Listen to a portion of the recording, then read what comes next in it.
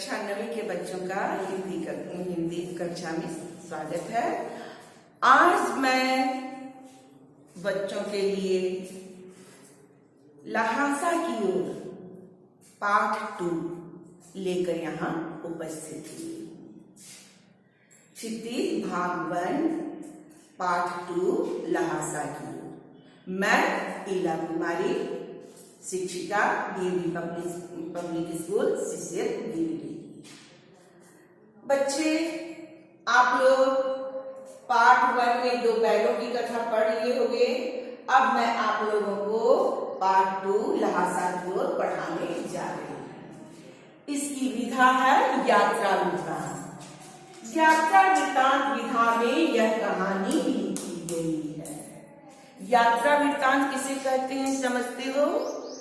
जो यात्रा के दौरान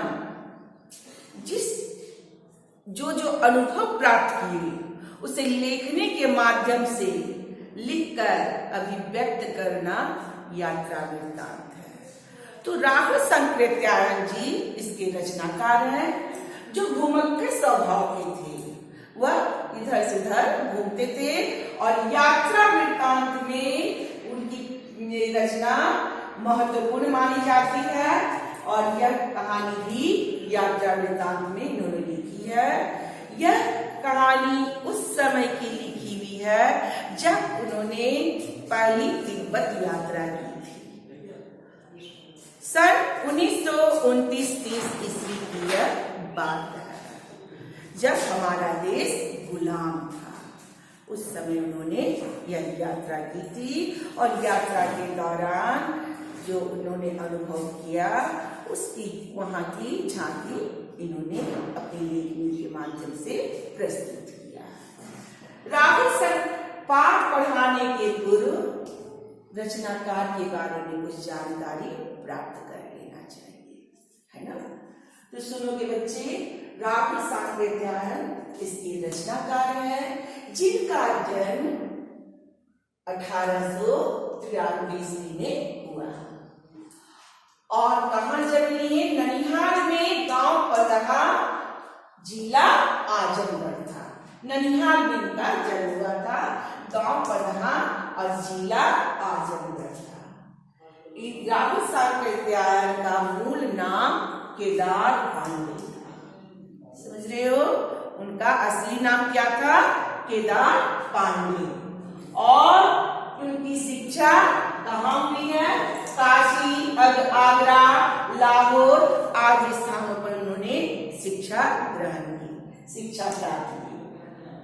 श्रीलंका जाकर सन 1930 की बात है, श्रीलंका जाकर बौद्ध धर्म ग्रहण करने के बाद इनका नाम केदार पांडे से बदलकर राहुल संकृत्यायन हो गया।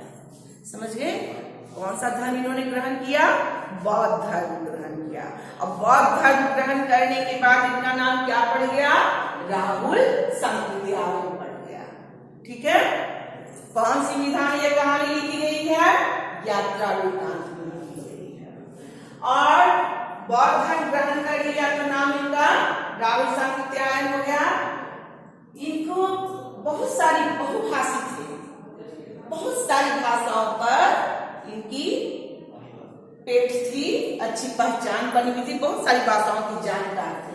पाली, प्राकृत, अपभ्रंश, तिब्बती, चीनी, जापानी, रूसी आदि अनेक भाषाओं की ये जानकार मानी जाती है। और बहुत सारी विधाओं पर भी इन्होंने अपनी लेखनी चलाई है।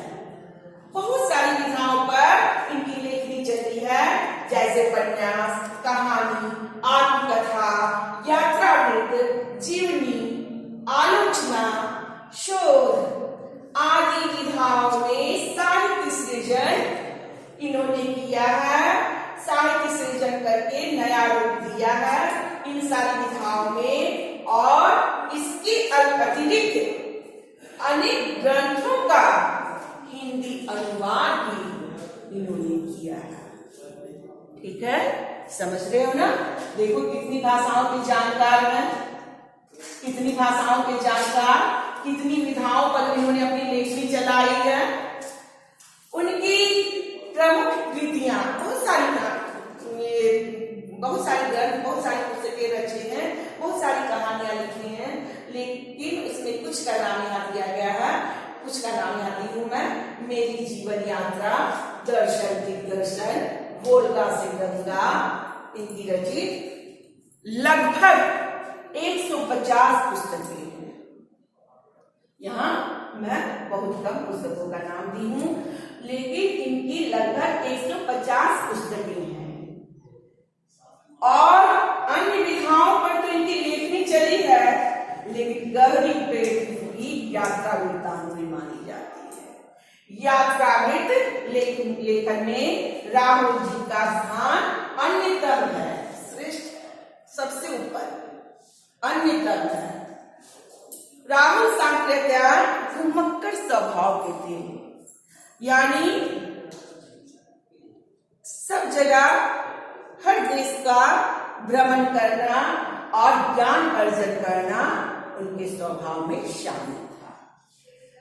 देखो कि उसके बारे में उन्होंने कहा, घुमक्कड़ ही मंजिल है जिससे व्यक्ति बहुत कुछ जानकारी प्राप्त कर सकता है।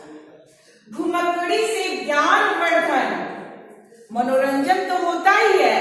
घुमक्कड़ से, घूमने से, अन्य देश प्रांत का भ्रमण करने से मनोरंजन तो होता ही है, लेकिन मनोरंजन के साथ साथ इसके अनेक लाभ हैं। ज्ञान वर्धन, अज्ञात स्थलों की जानकारी भी मिलती है इससे, भाषा एवं संस्कृति का आदान प्रदान भी होता है। एक देश की भाषा दूसरे देश की भाषा से भिन्न है, एक देश की संस्कृति दूसरे देश की संस्कृति से भिन्न है, उसका भी आदान प्रदान होता है। तो राहुल सांकृत्यायन इस तरह से घूम करके, घुमक्कड़ जीवन बिता करके बहुत सारी जानकारियों को हासिल की। और इस पाठ में उस रीति रिवाज को, उस भाषा को, वहां के रहन सहन का भी सजीव वर्णन कर किया है इस पाठ में। कौन सा पाठ में? लहासा में, जो अभी मैं आपको पढ़ाने जाऊंगी। इसके अलावा भौगोलिक वर्णन के साथ साथ जनजीवन की सुंदर झांकियां भी मिलती है। और इस पाठ में इसे देखने को मिला है, भौगोलिक वर्णन, कैसा वह रास्ता है, किस प्रकार से जाना पड़ता है, किस प्रकार की कठिनाइयों का सामना करना पड़ता है, उसका भी बड़ी ही बारीकी से उन्होंने वर्णन किया है। और वहां के जनजीवन के बारे में बतलाया है, कैसा रहन सहन है, किस प्रकार खान पान है, कैसे रीति रिवाज है, उस सबका भी वर्णन इस पाठ में किया गया है। तो बच्चे तुम लोग समझ गए ना, इस पाठ के लेखक के बारे में जो जानकारी मैं दी हूँ उतना समझ में आ गया आप लोगों को। और घुमक्कड़ होने का क्या लाभ है भी, वो भी मैं बतला चुकी हूँ अभी आप लोगों को यहाँ पर। ठीक है, अब मैं पाठ से संबंधित कुछ बातें बतलाने जा रही हूँ, फिर उसके बाद किताब लेकर पढ़ाऊंगी, कहाँ कहाँ किस प्रकार की भाषा का प्रयोग है वो बतलाती जाऊंगी। तो बच्चे ध्यान से सुनोगे। लहासा की ओर पाठ यात्रा वृत्तांत विधा में है। रचनाकार राहुल सांकृत्यायन ने इसमें अपनी प्रथम तिब्बत यात्रा का कुछ अंश लिखा है। बड़ी रोचक शैली में उसका वर्णन इन्होंने किया है। और वह यात्रा, प्रथम तिब्बत यात्रा कब की थी इन्होंने? 1929 से 30 में, 1929-30 के बीच में इन्होंने यह यात्रा की है। और किस रास्ते से गए थे? नेपाल के रास्ते से गए थे। समझ रहे हो? यह यात्रा उस समय क्या था? हमारा देश गुलाम था। 1929-30 ईस्वी की बात है। हमारा देश गुलाम था। भारतीयों को तिब्बत जाने की अनुमति नहीं दी जाती थी। फलस्वरूप लेखक बौद्ध धर्म को अपनाए थे। बौद्ध धर्म ग्रहण करने के कारण उनकी इच्छा थी कि श्रीलंका जाए, क्योंकि वहाँ बौद्ध धर्म के अनुयायी को, तिब्बत जाए, क्योंकि वहाँ बहुत सारे बौद्ध धर्म अनुयायी थे। उनसे मिलें, बहुत कुछ जानकारी हासिल करें। उनका मन तिब्बत जाने के लिए, तिब्बत की राजधानी है लहासा, वहां जाने के लिए मचल उठा और वह अपनी इच्छा को दबा नहीं पाए, जबकि उस समय भारतीयों को तिब्बत जाने की अनुमति नहीं थी। तो उन्होंने क्या किया? छद्म वेश धारण किया। छद्म वेश मतलब समझते हो? अपनी पहचान को छिपा करके उन्होंने यात्रा की। तिब्बत की यात्रा कैसे की? वेश छिपा करके और दूसरा वेश धारण करके, अपनी पहचान को छिपाकर छद्म वेश धारण करके उन्होंने यात्रा की। भिखारी का वेश धारण किया, भिखारी के रूप में उन्होंने यह यात्रा की। और इसमें उनको यात्रा करने में उनको मदद किनसे मिली? बौद्ध भिक्षु मित्र सुमति थे। बौद्ध भिक्षु मित्र सुमति के कारण उनको यात्रा में किसी भी प्रकार की कठिनाइयों का सामना नहीं करना पड़ा। सुमति भी बौद्ध भिक्षु थे। लहासा तिब्बत के लिए मानो कि वो धर्म गुरु माने जाते थे। बहुत सुमति अच्छे स्वभाव के थे।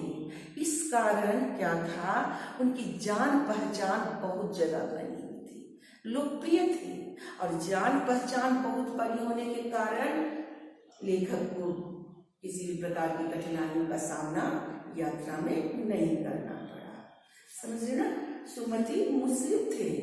उनका लुंगजोंग कुछ ऐसा ही शेख नाम था, लुंगजोंग शेख नाम था। और इस जब उन्होंने ये बौद्ध धर्म अपने ग्रहण किया तो सुमति के नाम से जाने लगी। सुमति उसी का उनके असली नाम का अर्थ हुआ। समझ रहे हो? तो सुमति के साथ उन्होंने यह यात्रा की और उस यात्रा में तिब्बत की राजधानी लहासा की ओर जाने वाले दुर्गम रास्ता का वर्णन इस पाठ में किया गया। कहाँ कैसा खतरनाक, कहाँ उतार चढ़ाव का रास्ता, किस प्रकार से भरियाना मिलना, किस प्रकार का घोड़ा मिलना, बहुत प्रकार की कठिनाइयों का, तरह तरह की कठिनाइयों का भी सामना इन्हें करना पड़ा। कहाँ चोर लुटेरों का डर बना हुआ था, खतरनाक स्थान था, निर्जन स्थान था। कहाँ नदी की मोड़, पहाड़ों का किनारा के पास निर्जन स्थान से गुजरना उनको पड़ा। वहाँ चोर लुटेरे डाकुओं का ये था, क्या कहते हैं, स्थान था, बसेरा था। इस प्रकार से बहुत प्रकार की कठिनाइयों का सामना करके उन्हें लहासा जाना पड़ा। बहुत कठिनाइयों का सामना किया। और उस यात्रा के दौरान उन्होंने क्या क्या अनुभव किया, क्या क्या प्राप्त किया, उसके बारे में भी बतलाया गया है। ठीक है? तो तिब्बती समाज के बारे में बतलाया गया है। इस कहानी में तिब्बती समाज में किस प्रकार से पर्दा प्रथा, वहाँ की महिलाएं पर्दा नशी नहीं थी, पर्दा प्रथा नहीं था, जाति पाति छुआछूत यह सब वहाँ देखने को नहीं मिलता था। कोई भी अजनबी किसी के घर जा सकता है, उनको अनुमति है, और जा करके वहाँ की महिलाओं से, घर की स्त्रियों से चाय बनाने के लिए कह सकता है। समझ रहे हो? तो इस प्रकार से चाय बना, और कहीं उन्हें यह शंका हो जाए कि उनका मक्खन, क्योंकि वहाँ की चाय भी कुछ अलग तरह की बनती है, पहाड़ी प्रदेश से बर्फ गिरता है वहाँ पर, तो वैसे जगहों में बर्फीला जगह है, तो वैसे जगह स्थान में आम जो लोग चाय पीते हैं उस प्रकार की चाय नहीं, सोडा, मक्खन, नमक आदि देकर के बनाया जाता है।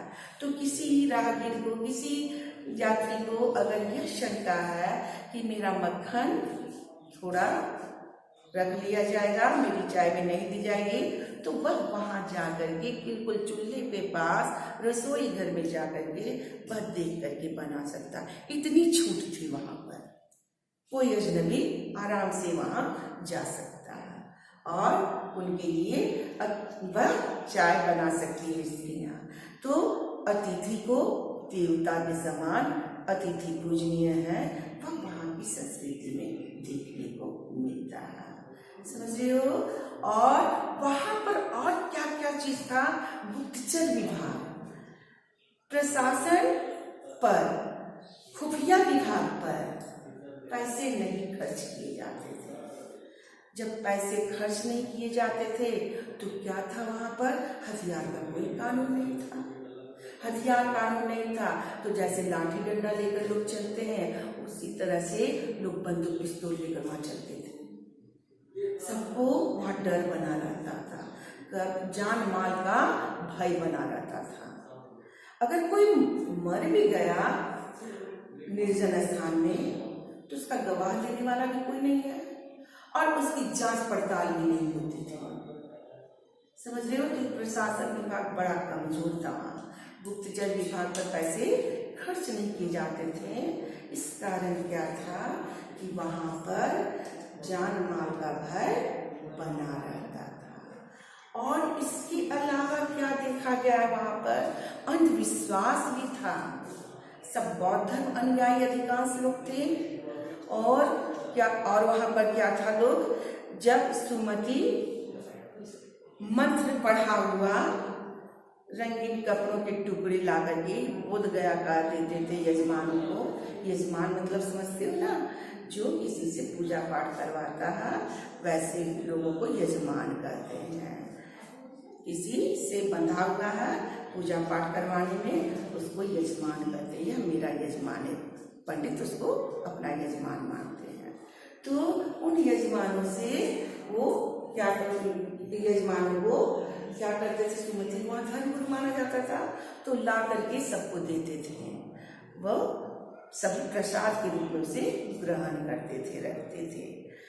और अगर जब वह मंत्र पढ़ा हुआ कपड़ा बोध गया से लाया हुआ खत्म हो जाता था तो सुमति क्या करता था, कहीं अन्य जगह से भी खरीद करके वह बौद्ध धर्म का, बौद्ध गया का लाया हुआ धागा कपड़ा कह करके, जिसे गंडा कहते हैं, कह करके यजमानों को दे दिया करता था। तो इस प्रकार से इस कहानी में ये सारी बातें आपको देखने को मिलेगी। अब मैं पुस्तक लेकर के आप सबों को पढ़ाऊंगी। ध्यान से बच्चे सुनोगे और समझोगे, ठीक है।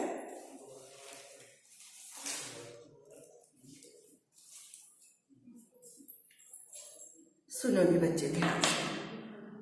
वह नेपाल से तिब्बत जाने का मुख्य रास्ता है। फरी कलिम्पोंग का रास्ता जब नहीं खुला था तो नेपाल ही नहीं हिंदुस्तान की भी चीजें इसी रास्ते तिब्बत जाया करती थी। समझ रहे हो, वह नेपाल से तिब्बत जाने का मुख्य रास्ता है। जिस तरफ से लेखक भिखारी के वेश में सुमति के साथ गए थे, नेपाल से तिब्बत जाने का वह मुख्य रास्ता है। और फरी कलिम्पोंग का रास्ता जब नहीं खुला था, बाद में वह रास्ता खुल गया। कौन सा रास्ता? फरी कलिम्पोंग का रास्ता खुल गया।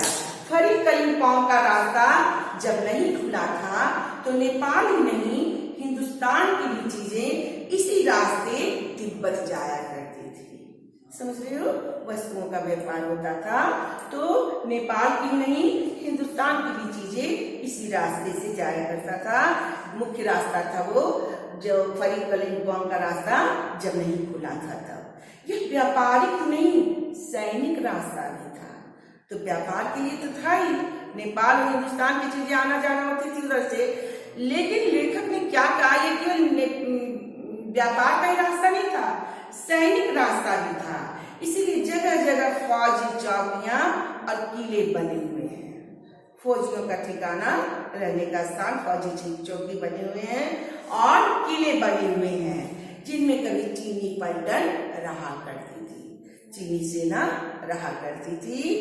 आजकल बहुत से फौजी मकान गिर चुके हैं क्योंकि अब रास्ता क्या हो गया आने जाने का, फरी कलिम्पोंग का रास्ता। तो आजकल बहुत से फौजी मकान गिर चुके हैं। दुर्ग के किसी भाग में जहां किसानों ने अपना बसेरा बना लिया है, जब फौजी मकान गिर चुके हैं, चीनी पलटन वहां से जा चुकी है, तो अब उस स्थान पर कौन रहता है? वहां के स्थानीय किसान जो है वह वहां पर उस टूटे फूटे किले में अपना बसेरा बना लिए हैं। फौजी चौकियां और किले बने हुए हैं जिनमें कभी चीनी पट्टन आ करती थी। आजकल बहुत से फौजी मकान गिर चुके हैं। दुर्ग के किसी भाग में जहां किसानों ने अपना बसेरा बना लिया है, वहां घर कुछ आबाद दिखाई पड़ते, बड़ा सोना जगह है। लेकिन जब किसान वहां अपना बसेरा बना लिए तो कुछ कुछ जन वहां दिखाई पड़ते हैं। तो उससे क्या कहा है, वहां घर कुछ आबाद दिखाई पड़ते हैं, लोग वहां रहते हैं, ऐसा दिखाई पड़ता है।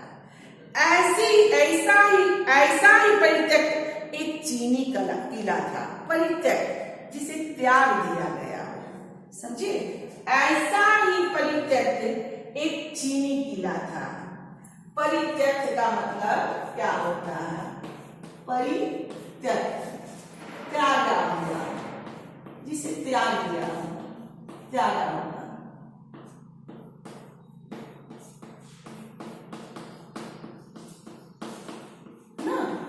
ऐसा ही एक परित्यक्त चीनी किला था। हम वहां चाय पीने के लिए ठहरे। कौन ठहरे? लेखक और लेखक के मित्र बौद्ध भिक्षु सुमति, दोनों वहां चाय पीने के लिए ठहरे। तिब्बत में यात्रियों के लिए बहुत सी तकलीफें भी हैं।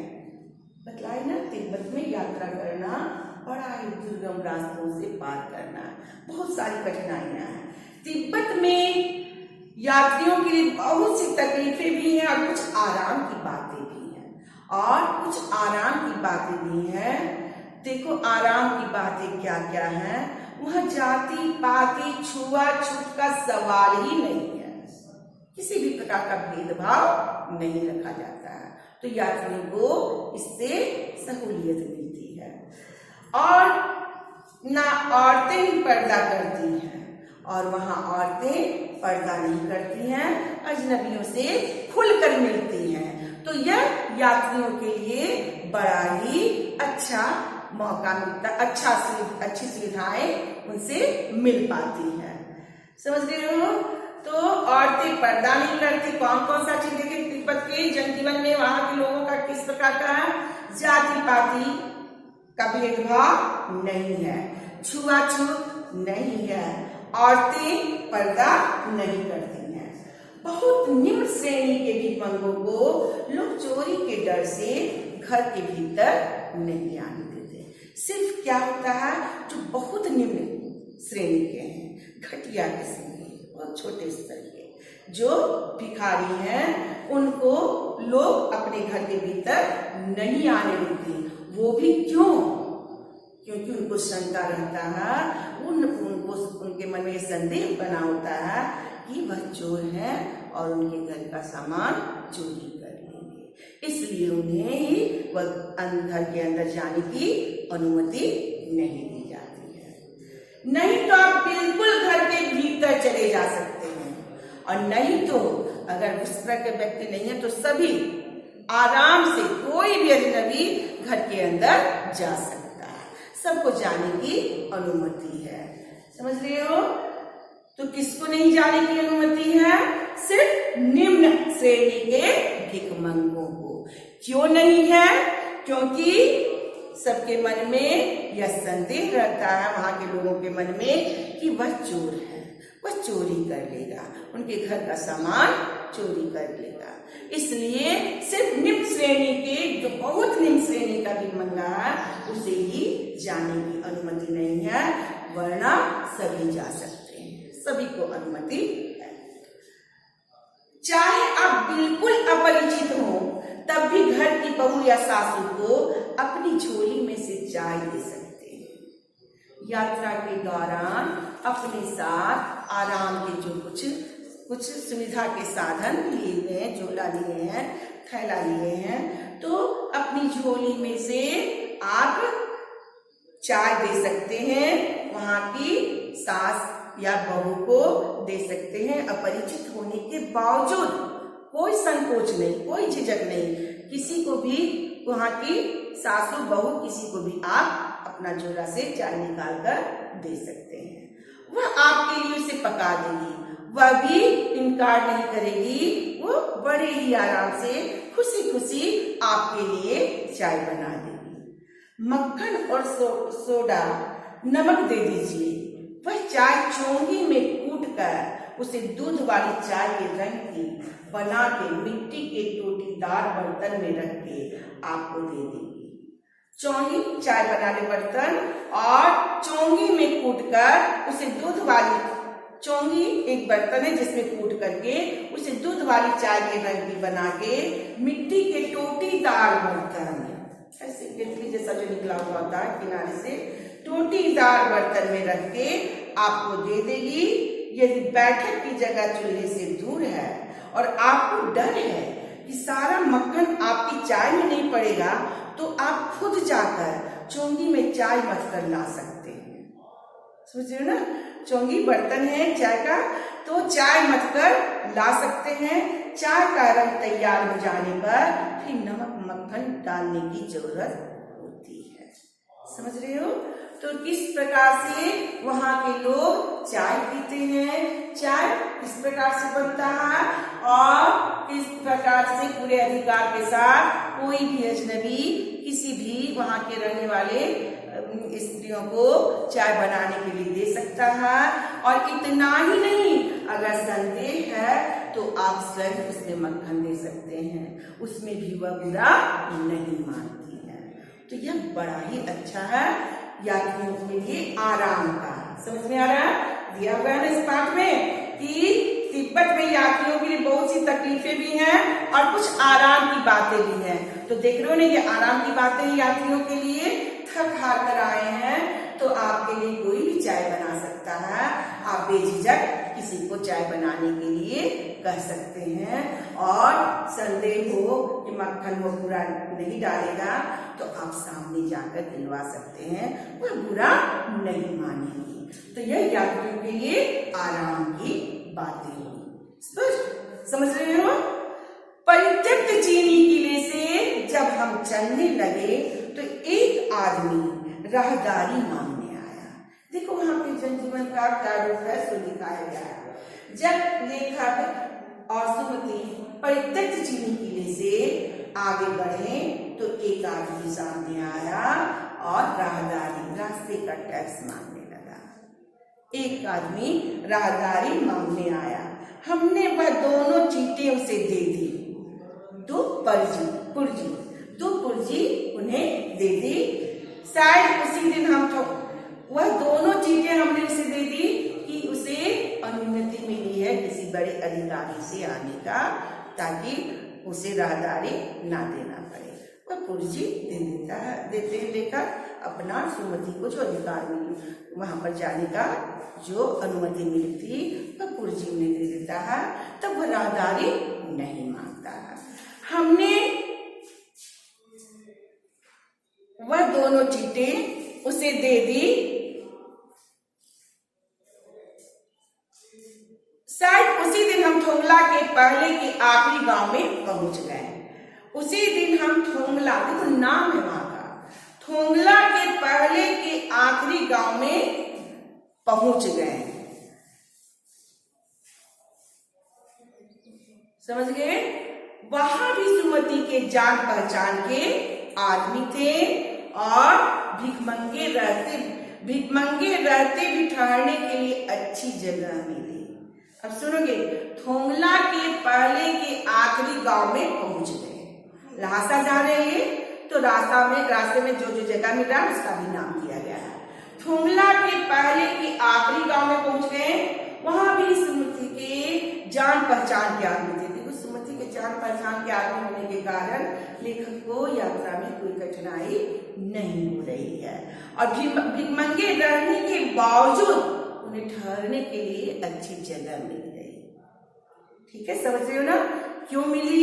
भिखमंगे के वेश में रहने के बावजूद लेखक को ठहरने के लिए वहां अच्छी जगह मिली थोंगला में। क्यों? क्योंकि सुमति के जान पहचान के लोग वहां थे और उस समय ऐसे समय में पहुंचे जब कोई व्यस्त नहीं था किसी अन्य काम में। समझ रहे हो ना? इसलिए उन्हें ठहरने के लिए अच्छी जगह मिल गई। 5 साल बाद हम इसी रास्ते लौटे थे और भिखमंगे नहीं, एक भद्र यात्री के वेश में, एक जेंटलमैन की तरह, एक भद्र यात्री के रूप में जब पहुंचे थे 5 साल के बाद, 5 साल के बाद इसी रास्ते लौटे थे, भिखमंगे नहीं, एक भद्र यात्री के वेश में घोड़ों पर सवार होकर आए थे। किंतु उस वक्त किसी ने हमें रहने के लिए जगह नहीं दी। घोड़ों पर सवार होकर एक अच्छे इंसान के रूप में आए थे, भिखारी के वेश में नहीं, अच्छे वेशभूषा में आए। तो देखो उनके साथ कैसा, देखो लोगों का विचारों में, व्यवहारों में कैसे परिवर्तन आ गया। 5 साल के बाद किस प्रकार का परिवर्तन आ गया। उस वक्त रहने के लिए जगह नहीं थी और हम गांव के एक सबसे गरीब झोपड़े में ठहरे थे। और कहाँ ठहरे थे? एक सबसे गरीब झोपड़े में उनको रहने के लिए दिया गया, जब अच्छी वेशभूषा में थे। और जब भिखारी की वेशभूषा में थे तो उन्हें रहने के लिए एक अच्छा जगह मिला, और जब अच्छी वेशभूषा में थे तो उन्हें रहने के लिए गरीब का एक झोपड़ा मुश्किल से मिला। तो बहुत कुछ लोगों की उस वक्त की मनोवृत्ति पर निर्भर है, लोगों के मानसिक विचारों, मानसिकता पर निर्भर है। उस समय लोगों में किस प्रकार का व्यवहार में परिवर्तन आया, लोगों के व्यवहार में क्या परिवर्तन आया, क्यों आया, उसके बारे में बता रहे। खासकर शाम के वक्त छन पीकर बहुत कम होश हवास को दुरुस्त रखते हैं। समझ रहे हो ना? खासकर जिस समय लेखक वहां पहुंचे थे 5 साल बाद, तो उस समय वहां को कौन सा समय था? शाम का समय था। और शाम को वहां के लोग क्या करते हैं? छंग पीते हैं। छंग क्या है? एक प्रकार का मदिरा है। छंग क्या है? एक प्रकार का नशीले पदार्थ है ना?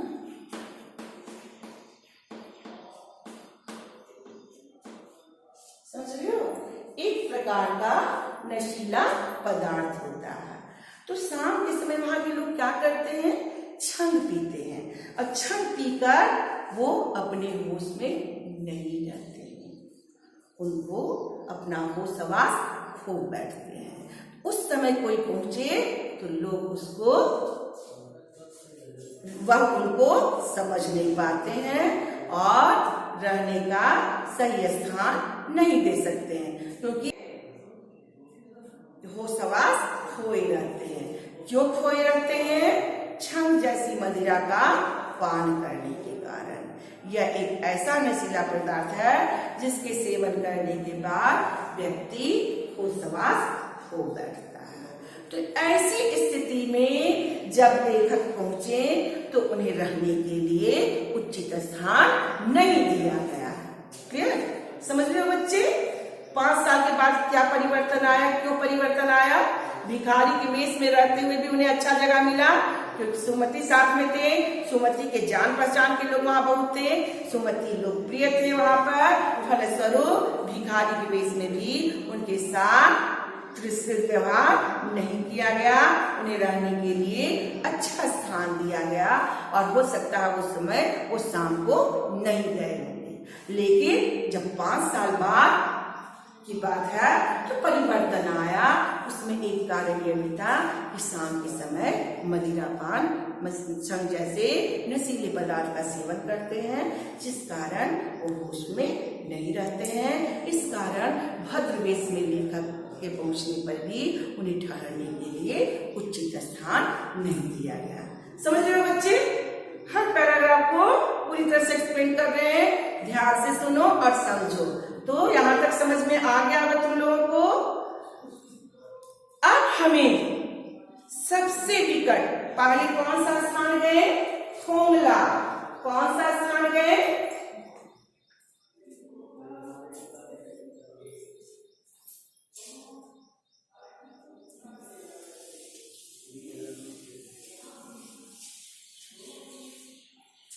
सबसे पहले जो स्थान था उसका नाम क्या है?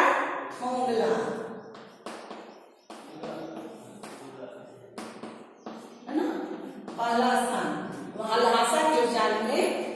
पहले थोंगला गए। प्रत्यक्ष चीनी किले से निकलकर चाय पीने के बाद वो थोंगला पहुंचे और थोंगला के पहले के आखिरी गांव में किस प्रकार का उनके साथ व्यवहार हुआ। भिखारी के वेश में भी अच्छा व्यवहार हुआ। 5 साल के बाद वैसा व्यवहार नहीं देखने को मिला, क्योंकि शाम के समय पहुंचे थे।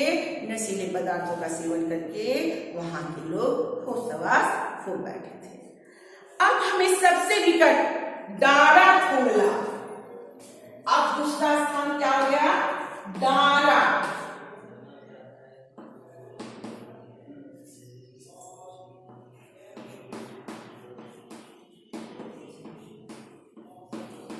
अब हमें सबसे निकट डारा थोंगला पार करना था। डारे तिब्बत में सबसे खतरे की जगह है, सबसे खतरनाक जगह है यह।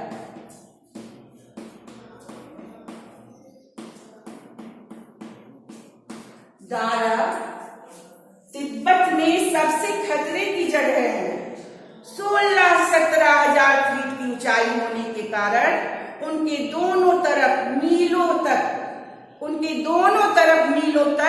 कोई गांव गिराव नहीं होते हैं, आबादी नहीं होती है, बिल्कुल निर्जन जगह होता है। क्यों? क्योंकि यह जो है 16-17 हजार फीट की ऊंचाई पर है। तो कैसा है वो जगह? 16-17 हजार फीट की ऊंचाई, नदियों के मोड़ और पहाड़ों के कोनों के कारण बहुत दूर तक आदमी को देखा नहीं जा सकता है। नदियों के मोड़ और पहाड़ों के कोनों के कारण, समझ रहे हो ना? कौन का चिन्ह बतलाए? 16-17 हजार फीट की ऊंचाई, नदियों का मोड़ और पहाड़ों का कोना होने के कारण दूर दूर तक वहां कोई आदमी नहीं दिखाई देता है। बड़ा निर्जन जगह है वो, इसलिए इसको खतरनाक जगह कहते हैं। वैसे ही निर्जन जगह में कैसे लोग बसते हैं? चोर लुटेरों का बसेरा हो जाता है, डाकुओं का बसेरा हो जाता है। तो 16-17 हजार फीट की ऊंचाई होने के कारण उनके दोनों तरफ मीलों तक कोई गांव गिराव नहीं होती। नदियों के मोड़ और पहाड़ों के कोनों के कारण बहुत दूर तक आदमी को देखा नहीं जा सकता। डाकुओं के लिए यही सबसे अच्छी जगह है, समझ रहे हो ना? जहां कोई आबादी नहीं है, वैसा जगह किसके लिए है? अपराधियों के लिए, अपराध करने वालों के लिए, बुरे कार्य करने वालों का बसेरा ऐसे ही जगहों पर होता है, ताकि उनका अपराध पनप सके, आगे बढ़ सके। तो अपराधियों के लिए वो जगह होता है। तो किसके लिए पहाड़? डाकुओं के लिए यही सबसे अच्छी जगह है। तिब्बत में गांव आकर खून हो जाए तब तो खूनी को सजा भी मिल सकती, भी लगा हुआ है, सजा भी मिल सकती है, हो सकता है। अगर तिब्बत में लोगों के बीच में अगर किसी का खून हो जाए तो हो सकता है सजा मिल भी जाए। पूरी तरह से नहीं बोला गया है, सजा मिल भी सकती है। इससे क्या पता चल रहा है? कानून व्यवस्था बिल्कुल ढीला है, प्रशासन पर किसी भी प्रकार का पूरी तरह से उसको दुरुस्त नहीं बनाया गया है। तो मीलों तक खून हो जाए तो खूनी को सजा मिल भी सकती है, लेकिन इन निर्जन स्थानों में मरे हुए आदमियों के लिए कोई परवाह नहीं करता। लेकिन डारा थोंगला जैसे जगह में किसी की मृत्यु हो जाए तो कोई परवाह नहीं करता। समझते हो? यानी मार देने से किसी भी प्रकार का उस पर कार्रवाई होगी हत्यारे की, ऐसा भय हत्यारे को नहीं रहता।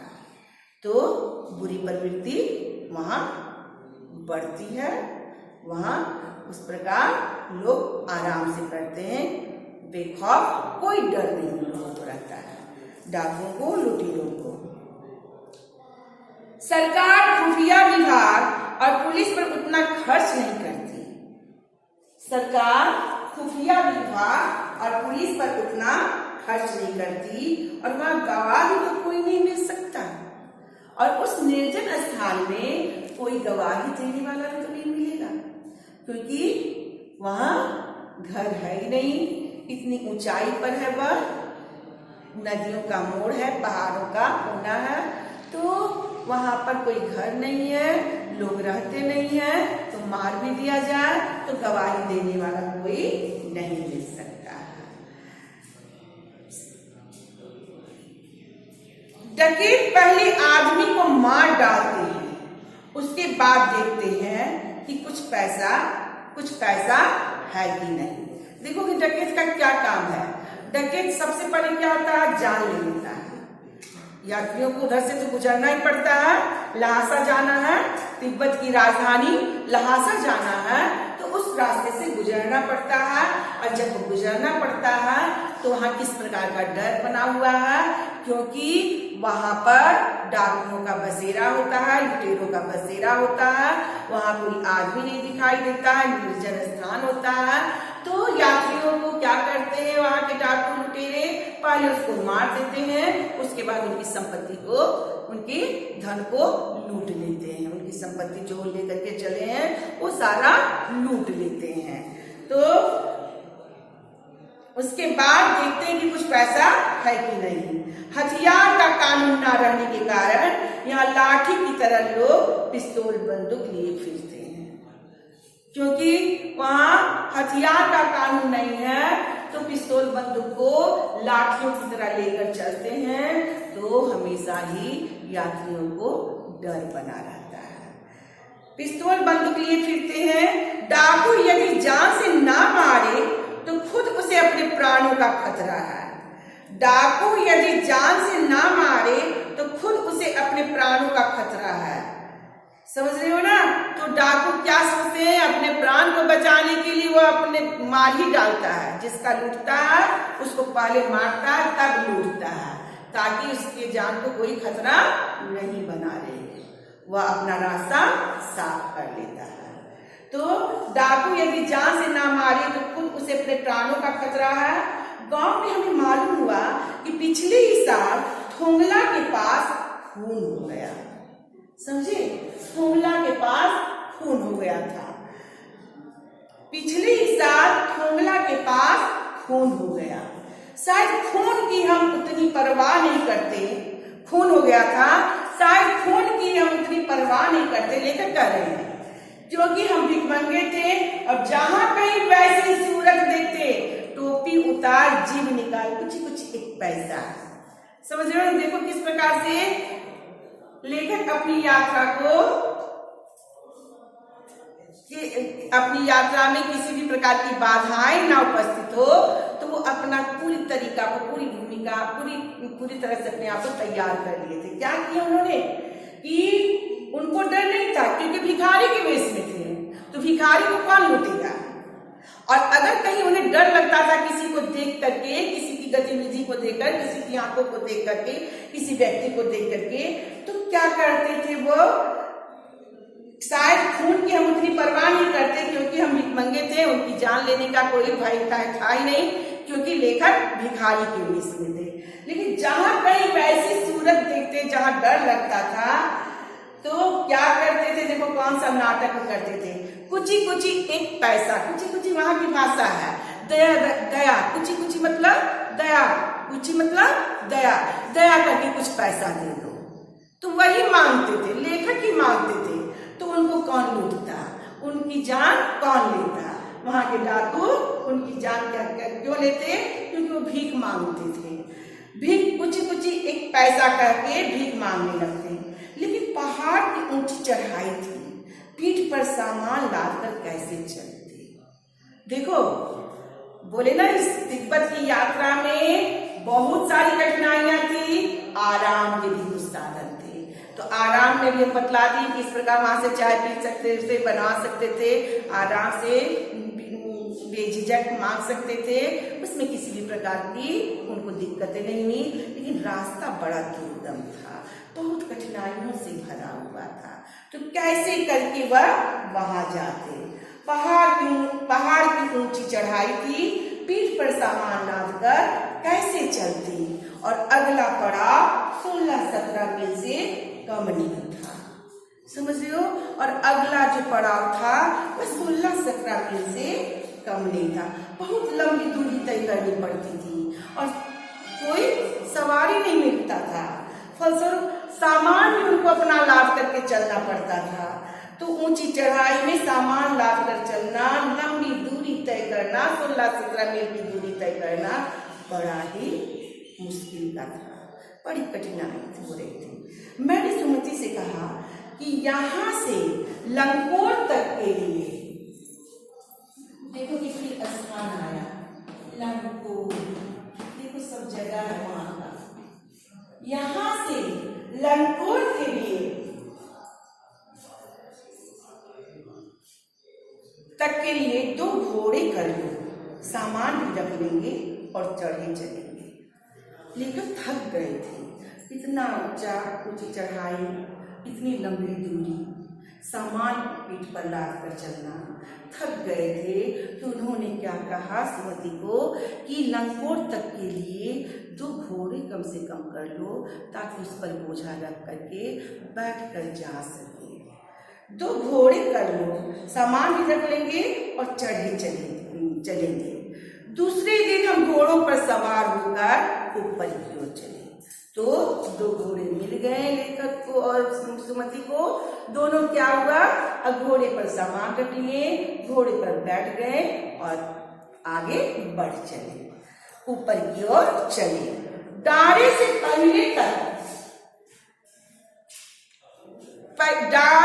पहले एक जगह चाय पी और दोपहर के वक्त डारे के ऊपर जा पहुंचे। समझ रहे हो ना? अब एक जगह केवल थोड़ा सा एक जगह केवल थोड़ा सा वो रुके थे। डारे से पहले एक जगह चाय पी, दोपहर के वक्त डारे के ऊपर जा पहुंचे। कहीं रुके नहीं, एक जगह केवल चाय पिए और फिर वो डारे के ऊपर जा पहुंचे। हम समुद्र तल से 17-18 हजार फीट ऊंचे खड़े थे। समुद्र तल से कितनी ऊंचाई थी? 17-18 हजार फीट की ऊंचाई थी। वहां वे खड़े थे। डाड़ी का चढ़ाव कितनी ऊंचाई पर डाड़े के ऊपर पहुंचे, डाड़े के ऊपर स्थान पर पहुंचे। हमारी दक्षिण तरफ पूरब से पश्चिम की ओर हिमालय की हजारों श्वेत शिखर चले गए थे। श्वेत शिखर, समझ रहे हो ना? श्वेत शिखर,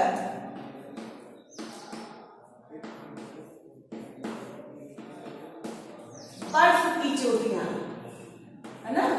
बर्फ की चोटियां, श्वेत शिखर बर्फ से ढका हुआ। चोटी किससे ढका हुआ था? बर्फ से ढका हुआ। तो श्वेत शिखर, श्वेत मतलब सफेद, शिखर मतलब चोटी। तो श्वेत शिखर, तो सफेद चोटी कैसे हो गया? बर्फ से लग गया था। चोटी जो था बर्फ से ढका हुआ था। तो वहां पर हम लोग क्या देखते हैं?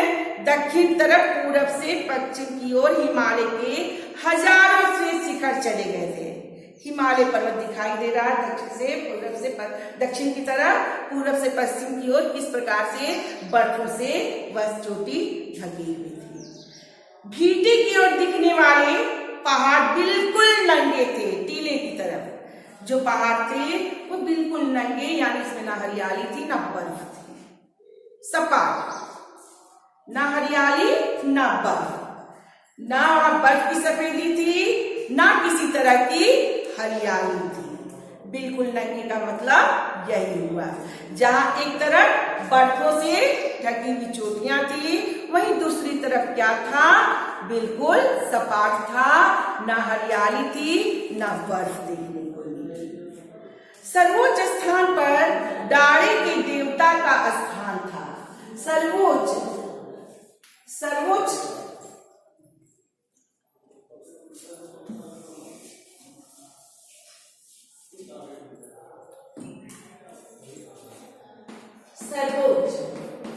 है ना? सर्वजोत उच्च, सबसे ऊंचा, सबसे ऊंचाई पर, है ना, सबसे ऊंचाई पर,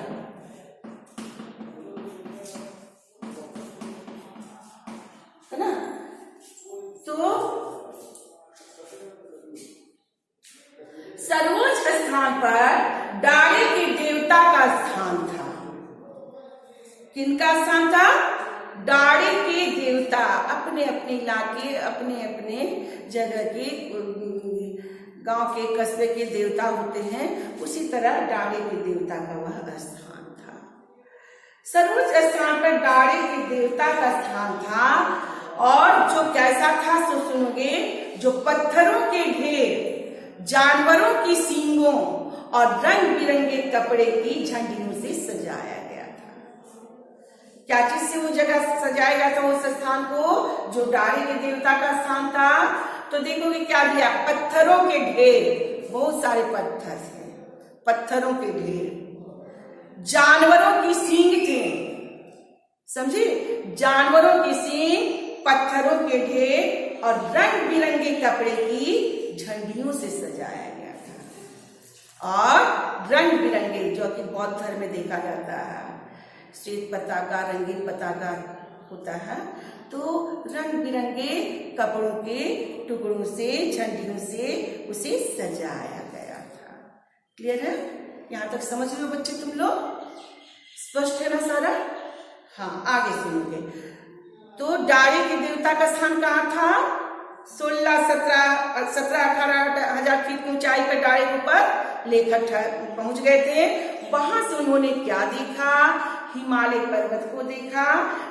क्या देखा? हिमालय के पूर्व से पश्चिम की तरफ उसकी चोटियां बर्फों से ढकी हुई थी। और फिर उन्होंने क्या देखा कि भीटे पर, टीले पर उन्होंने क्या देखा कि वह पहाड़ बिल्कुल नंगे था, ना वहां बर्फ की सफेदी थी, ना किसी तरह की हरियाली थी, और उत्तर की तरफ बहुत कम बर्फ वाली चोटियां दिखाई पड़ती थी। हर तरफ का, हर दिशा का उन्होंने दिखाया। उत्तर की तरफ बहुत कम बर्फ वाली चोटियां दिखाई पड़ती थी। उसके बाद उन्होंने क्या देखा? सर्वोच्च स्थान पर डाले के देवता का स्थान था, जो पत्थरों के ढेर और सींगों से सजा हुआ था।